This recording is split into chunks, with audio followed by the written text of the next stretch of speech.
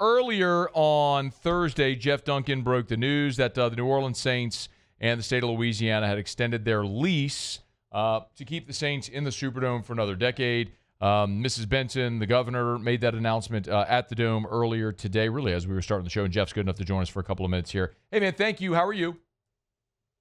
Hey, Matt, just off deadline, perfect timing. Good, man. We appreciate it. Glad when things work out like this. Okay, so let's talk about the terms of this new deal. Well, it's really a 10-year deal with 4 5-year options at the end that belong to the Saints to re-up. So as much as we want to say it's a long-term deal, I think it's really more of a short-term deal for 10 years. And I think there's a couple of reasons for that, Matt. We just saw 30-year lease agreements in Buffalo with the Bills and in Jacksonville with the Jaguars. And I think the state and the city would have liked to lock up this team for 30 years ironclad. But the reality is this is not a new stadium. It's a 50-year-old building that, yes, it's been renovated to the tune of $500 million, but it's still not new. And the fact is, Gail Benson's 78, will be pushing 90 at the end of this 10-year period, and there's going to be an ownership change at some point. And I think the NFL wanting flexibility to not lock in a new owner down the road to maybe an old stadium, or give them flexibility on the asking price for the New Orleans Saints when that sale takes place. I think all those things played a factor into why this deal isn't quite as ironclad long-term as maybe some other ones. It felt like this deal was maybe halted. It was slow to get moving. Maybe you just explained it, Jeff, but what were the reasons that this one maybe took a little more time than they thought to get done? Well, they're very complicated deals now. If you look around the NFL and around the nation, a lot of them involve real estate, merchandising, commercial interests. There's way more than just a football stadium now. If you look at the deal being proposed up in Chicago, out in Arlington, it's a $5.5 billion deal, Matt, and it includes 2 hotels, real estate, like I said, a lot of commercial, retail outlets. That's the way this thing is all going. It's not just going to be a stadium like Lambeau Field. That's kind of the way of the past. And I think the Saints were trying to fold in. Well, they were trying to fold in the Benson Tower lease, which is the skyscraper right there next to the Superdome, Champion Square, which is the entertainment venue. All these things work together, and it got very complicated. And a lot of it had to do with leverage. The Saints want leverage to try and make the state stay in those office towers at the lease rate that they have, and the state wants flexibility to get out of them. And so somebody had to give, and I think both sides ended up compromising. Okay. Jeff Duncan's with us. He's on Twitter, X at @JeffDuncan_. You can read about this over at NOLA.com, the Times-Picayune. Maybe a thought, I'm asking you to editorialize a bit here on the significance of getting this deal done. Well, look, I think it was very important to lock up the team long-term. I do think, and a little shameless self-promotion here, my column will be up on NOLA.com soon about the long-term implications. I think there is reason to be concerned about the long-term future of the team here because we don't have a new stadium here, because this deal only lasts for 10 years. And there's no indication that the New Orleans Saints and the current administration, Dennis Lausch is a New Orleans native, Gail Benson's a New Orleans native, they vowed to keep the team here. It's beyond their tenure that I think leads to the uncertainty. They can now pick the next owner, from a bid process. That's one thing I've found out, Matt, is it doesn't have to necessarily go to the highest bidder. It can go to the ownership group that Gail Benson's trustees can pick, but it still has to be approved by the league. So in the end, the league will decide who the next owner is of the New Orleans Saints, and I think that's when the uncertainty kind of gets there. And I understand why we don't have an ironclad 30-year deal because of that uncertainty, but it's still, nevertheless, I think cause for concern, once we get to 2035.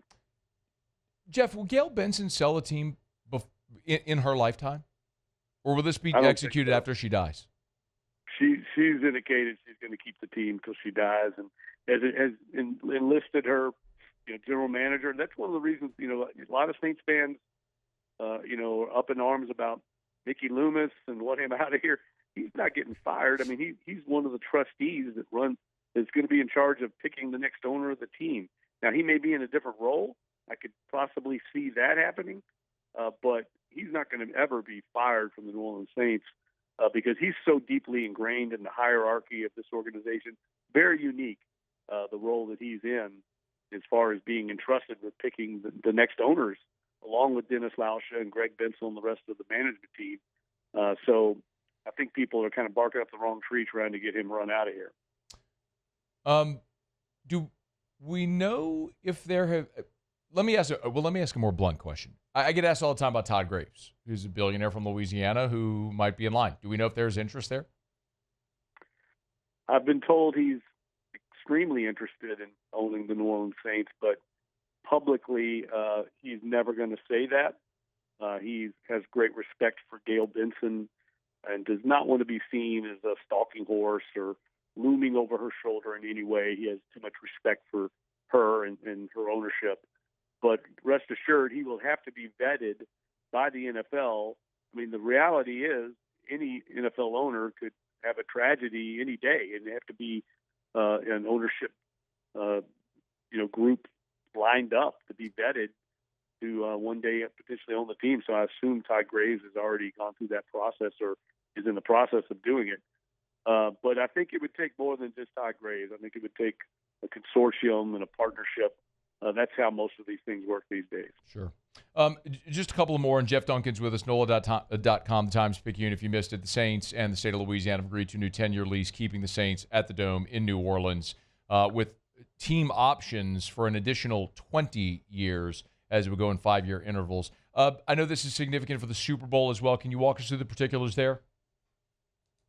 That's very much up in the air. I'm a little more discouraged after talking to people today at the ceremony than I was. I thought this was kind of a rubber stamp once the deal got done, but there's been some feathers ruffled in Park Avenue as I understand it.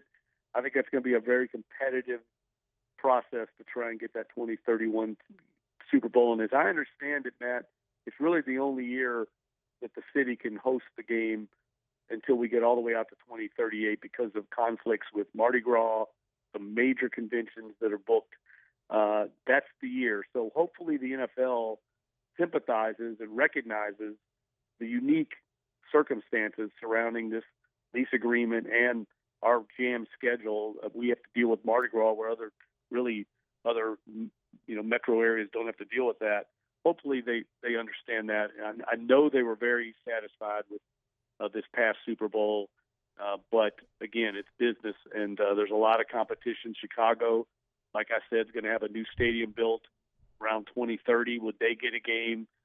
We know one's coming online in Nashville, a $2 billion stadium. There's just a lot of competition for these big games. Last thing for you, the new stadium piece of it.